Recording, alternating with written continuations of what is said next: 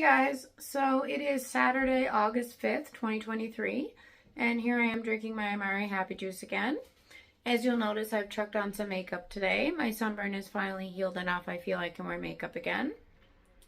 Don't mind my hair, it's a little bit messy. I just didn't brush it after getting out of the shower this morning. I actually woke up late today. I didn't wake up till 10 o'clock, but luckily when I woke up, my son was still sound asleep because we had a pretty busy evening last night, so he was still sleeping at 10 o'clock in the morning. So I was a little bit late drinking my Amare juice because I guess apparently my 8 o'clock alarm didn't go off. I must have turned it off or something. Anyway, this stuff's amazing. It is for balancing out the serotonin and dopamine in your gut because 90% of the serotonin in your body is actually produced in your gut, and 70% of the dopamine in your body is also produced in your gut. And there's a large connection between the gut and the brain.